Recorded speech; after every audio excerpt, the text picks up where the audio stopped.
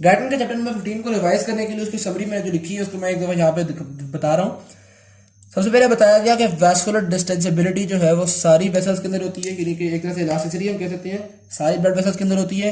Veins के अंदर सबसे ज्यादा होती है, जिस वजह से वेन्स को हम रिजर्वॉयर कहते हैं।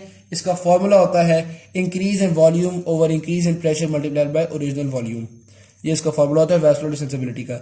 डिस्टेंसिबिलिटी of pulmonary vein is equal to the distensibility of systemic vein, but distensibility of veins is 8 times the distensibility of systemic arteries.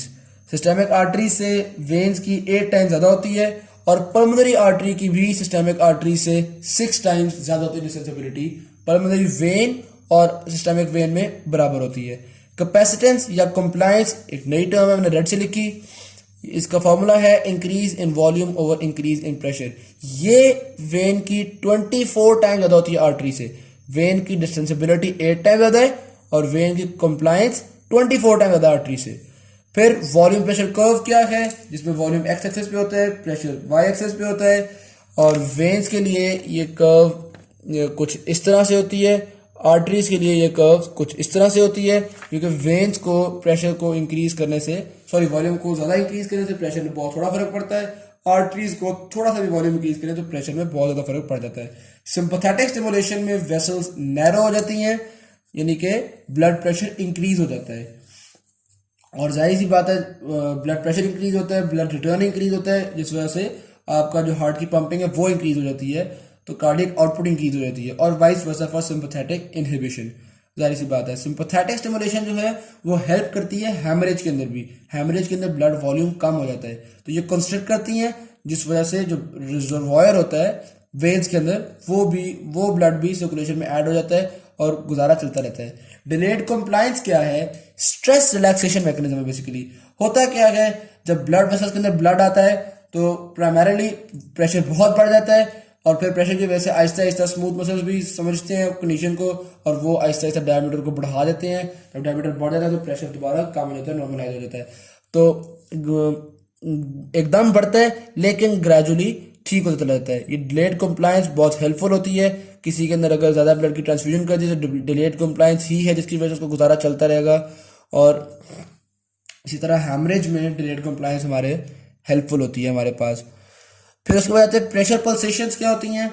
जो हार्ट की पंपिंग की वजह से आर्टरी के अंदर पल्सेशन आती हैं वो प्रेशर पल्सेशंस हो गई। जो सिस्टोलिक पल्स और सिस्टोलिक प्रेशर और डायस्टोलिक प्रेशर के अंदर डिफरेंस है उसको हम पल्स प्रेशर कहते हैं। पल्स प्रेशर डिपेंड कर रहा होता है स्ट्रोक आउटपुट पे, compliance of the arterial tree पे और करेक्टर ऑफ द इजेक्शन पे। करेक्टर ऑफ इजेक्शन पे बहुत थोड़ा डिपेंड कर रहा होता है।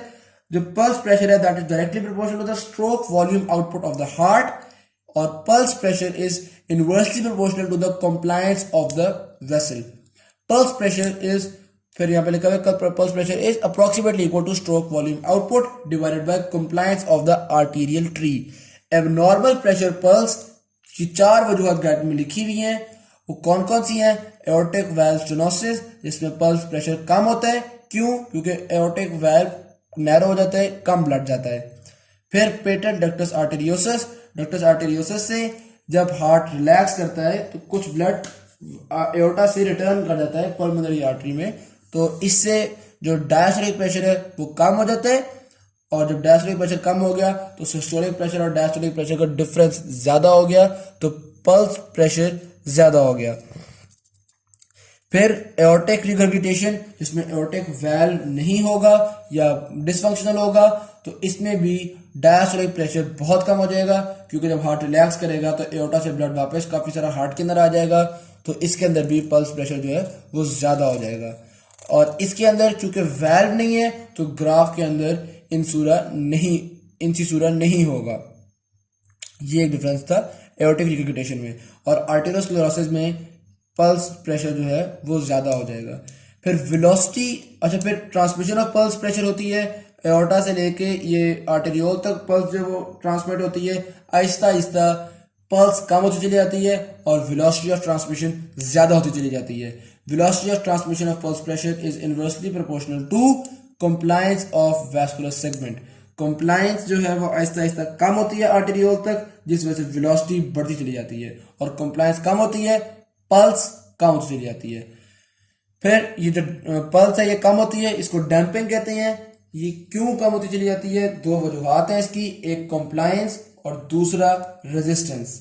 तो damping is proportional to compliance multiplied by resistance. तो दो फैक्टर्स हमने डिस्कस किए, एक कंप्लायंस और एक रेजिस्टेंस। फिर हम प्रेशर को मेजर करने के लिए नीडल इंसर्शन भी यूज कर लेते हैं, यानी एक नीडल को इंसर्ट कर देते हैं और बाहर उसको मैनोमीटर से हमने कनेक्ट किया हुआ होता है, तो हम प्रेशर को मेजर कर लेते हैं।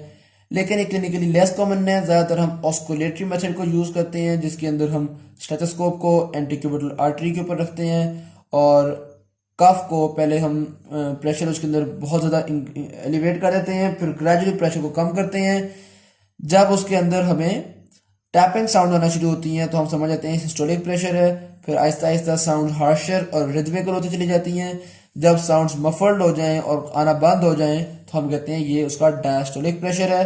तो हम ग्रेजुअली कम करते हैं, लेकिन हम कहते हैं कि ऑस्कुलेटरी मेथड का नुकसान ये है कि स्लाइटली ओवर एस्टिमेट करता है और कुछ पैथोलॉजीज जिस तरह के आर्टीरियो वेनस फिस्टूला, ऐसी पैथोलॉजीज के अंदर तो ये जो क्वार्टर कफ साउंड्स हैं ये आती चली जाती हैं even after the removal of cuff. Cuff को उतार भी लेते हैं, फिर भी ये जो साउंड है आती चली जाती हैं, तो हम कहते हैं ये इतना एक्यूरेट मेथड नहीं है। फिर एथेरोस्क्लेरोसिस एज के साथ बढ़ता चला जाता है, ब्लड प्रेशर इंक्रीज होता चला जाता है। तो नॉर्मल ब्लड प्रेशर की हमने बात की थी, सिस्टोलिक नॉर्मल ब्लड प्रेशर 120 होता है, डायस्टोलिक 80 होता है। मीन आर्टीरियल प्रेशर जो है वो that is closer to the diastole, क्योंकि डायस्टोल ज्यादा टाइम के लिए रहता है। 60% डायस्टोल और 40% सिस्टोल पे डिपेंड कर रहा होता है मीन आर्टीरियल प्रेशर। फिर जो आपका राइट एट्रियल प्रेशर होता है उसको हम सेंट्रल वेनस प्रेशर भी कहते हैं। राइट एट्रियल प्रेशर को हम सेंट्रल वेनस प्रेशर भी कहते हैं और ये इनवर्सली प्रोपोर्शनल होता है राइट हार्ट की पंपिंग से और डायरेक्टली प्रोपोर्शनल होता है ब्लड रिटर्न से। अगर पंप अच्छा कर रहा है, ब्लड ज्यादा बार पंप कर रहा है, तो वेनस प्रेशर ये राइट एट्रियल प्रेशर कम हो जाएगा। और अगर ज्यादा ब्लड रिटर्न कर रहा है, वेन से ज्यादा ब्लड आ रहा है, तो भी जो ये कम हो जाएगा। सॉरी, जब अगर ज्यादा ब्लड, सॉरी कंफ्यूज होगा थोड़ा सा मैं, अगर ब्लड ज्यादा आ रहा है तो राइट एट्रियल प्रेशर ज्यादा हो जाएगा, और अगर ज्यादा ब्लड पंप किया जा रहा है तो यानी बाहर पंप किया जा रहा है तो राइट एट्रियल प्रेशर कम हो जाएगा। तो right atrial pressure is inversely proportional to the pumping of right heart and it is directly proportional to the blood return. अब ब्लड रिटर्न किन किन चीजों पर डिपेंड कर रहा है? ब्लड वॉल्यूम ज्यादा होगा तो ब्लड रिटर्न ज्यादा होगा। लार्ज वेसल टोन यानी कि वेन्स कंस्ट्रक्ट कर गई हैं तो ब्लड वेसल ज्यादा होगा, ब्लड वॉल्यूम ज्यादा होगा, और डायलेशन ऑफ आर्टीरियोल्स होगी तो भी ब्लड रिटर्न ज्यादा होगा। अब राइट एट्रियल प्रेशर जो है वो नॉर्मल कितना होता है? 0 मिलीमीटर मर्करी, लेकिन it can increase up to 20 to 30 millimetre mercury. क्यों? हार्ट की पंपिंग कम हो सकती है कार्डियक फेलियर की सूरत में, और ब्लड का वॉल्यूम ज्यादा हो सकता है ब्लड ट्रांसफ्यूजन की सूरत में। इसी तरह से it may fall to right atrial pressure may fall to -35 to -3 to -5 millimetre mercury. क्यों कम क्यों हो सकता है?